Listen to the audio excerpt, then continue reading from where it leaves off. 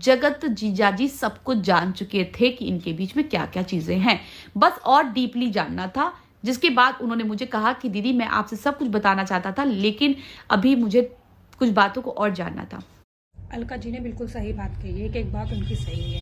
तो जो हमारे जगत जीजा बनते-बनते रह गए थे, तो इन्होंने बोला है, मुझे पता नहीं कि मुझे सही पता है या गलत पता है, लेकिन अब जो पता है वो मैं ज़रूर बताऊँगी, क्योंकि नाम लेकर के कन्फ्यूज़न क्रिएट कर दिया गया। लोगों के मन में ये रहेगा कि ये सब कुछ जानती हैं, छुपा रही हैं, और जबकि मुझे ये बताना नहीं था, लेकिन चलिए इसको बता ही देते हैं, क्योंकि बहुत सारे लोग परेशान हैं, कुछ लोग सही बोल के भी झूठे साबित हो रहे हैं, क्योंकि वो इंसान ना फ्लक्चुएट होता है। वो जो जगत भैया है हमारे, कभी पल में शोला, पल में शबनम हो जाते हैं, इसलिए उनके ऊपर विश्वास करना अब ना नामुमकिन सा हो गया है। और जो हमारी ऑडियंस है, मैं उनको सबसे पहले हाजिर था कि जो जगत भैया जी बता रहे हैं, तो इसकी कहानी ये है कि जो जगत जीजा बनते-बनते रह गए, इनकी जब मेरे पास फ़ोन आया था, मेरे पास बात हुई थी, तो एंगेजमेंट के बाद, इनका एंगेजमेंट के बाद मेरे पास डीएम आया था।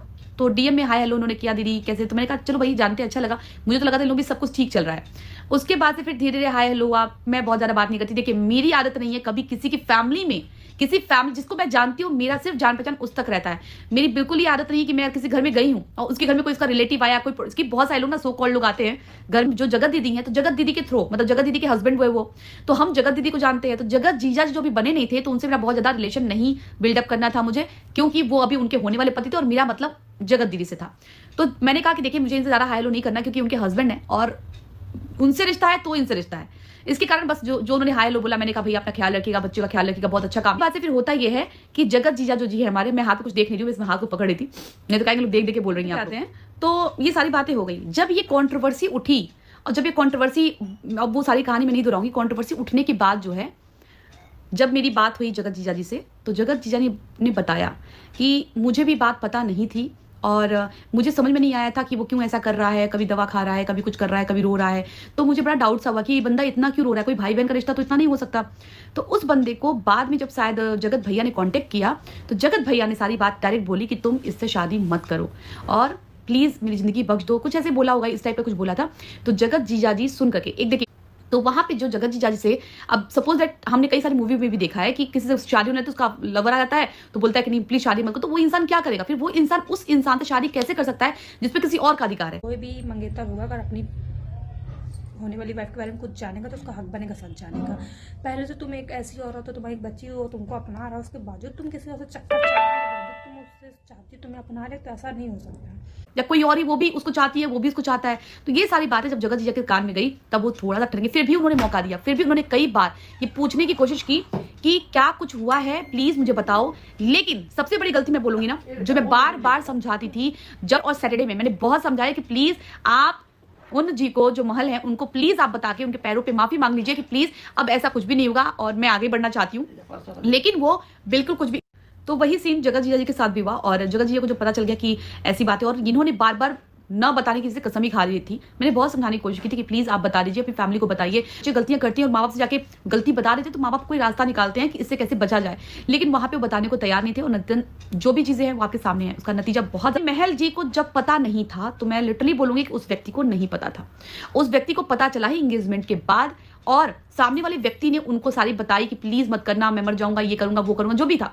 उसके बाद से जगत जीजा ने सोचा कि अब ये प्लान जो है, ये प्लान अब सबके सामने आना चाहिए। भाई उनको शादी तोड़ेंगे तो फिर दुनिया कहेगी क्या कहेगी। उन्होंने कई बार कोशिश किया कि ये मुझसे सच बताए, लेकिन नहीं बताया। तो उस बीच में जो जगत जीजा जी थे, वो एक रोल प्ले करने लगे। जब भी सामने वाली फोन करती इनको, जगत जीजा जी को, जगत जी तुरंत दूसरे फोन से कॉल लगा देते जगत भैया को। तो वहां पे जगत दीदी क्या बात कर रही है, क्या नहीं बात कर रही है, जगत भैया सब सुनते थे फोन पे। जगत दीदी अगर शिकायत कर रही है जगत भैया की, तो जगत भैया सब सुनते थे। और सुनाने वाले कौन थे? ये बंदा जो जगत जीजा जी बनते बनते रह गए, वो सुनाते थे। तो इस तरीके से हर बातें उन तक पता चलती थी।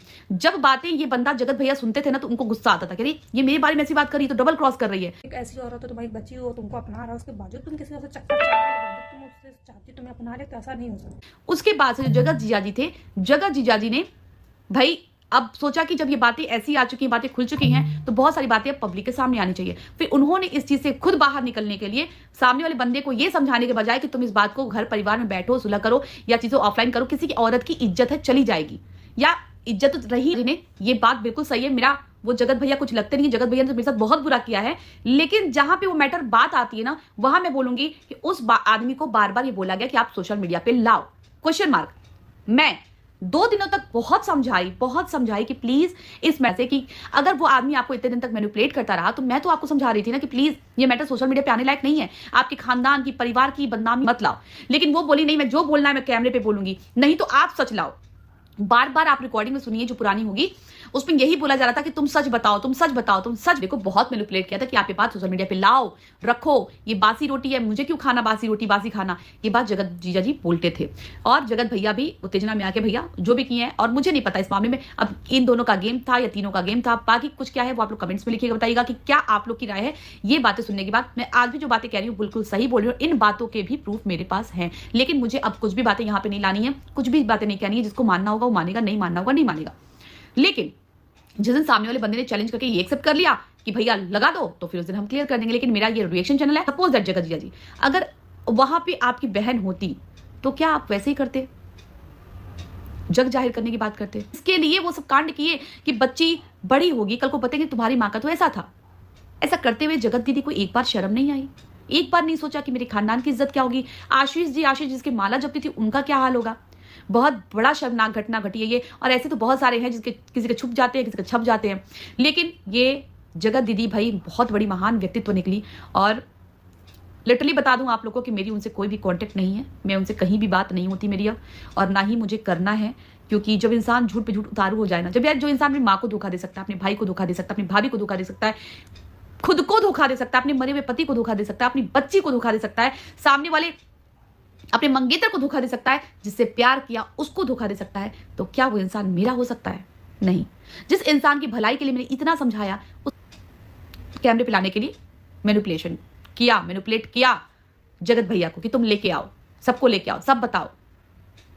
तो लाइव भी जगत भैया इनके कहने पे ही आए थे, जब मैं इन्वॉल्व नहीं थी इस मैटर में, और जब पहली लाइव थी पहले छठ वाले दिन, तो उनके कहने पे ही वो लाइव आया था, उनके कहने पे ही कम्युनिटी लगती थी, उनके कहने पे जो भी होता था, क्योंकि उस टाइम तक जगत भैया सब कुछ जान, तो कंट्रोवर्सी शुरू होने के पहले ही जगत जीजाजी सब कुछ जान चुके थे कि इनके बीच में क्या क्या चीजें हैं, बस और डीपली जानना था। जिसके बाद उन्होंने मुझे कहा कि दीदी मैं आपसे सब कुछ बताना चाहता था, लेकिन अभी मुझे कुछ बातों को और जानना था। बस आज की वीडियो यहीं के लिए, और प्लीज पहले तुम शादी से पहले 5 दिन पहले भाग जाती हो भाई, फिर आशीष जी से शादी करती हो, फिर लप्पू जी को भैया बनाती हो, भैया से सैया बनाती हो, उसके बाद जो तुम्हारा पेट नहीं भरता तो तुम सुमित जी का फायदा उठाती हो, ताकि वो भी तुम्हारी लाइफ में रहें, तुम्हारे नाम पे धब्बा ना लग सके कि उन्होंने दूसरी शादी की और तासी को पापा मिल गए, और पीछे लप्पू से कुछ कुछ कर सको। वाह भाई वाह, कितनी गिरी हुई औरत रहे तू।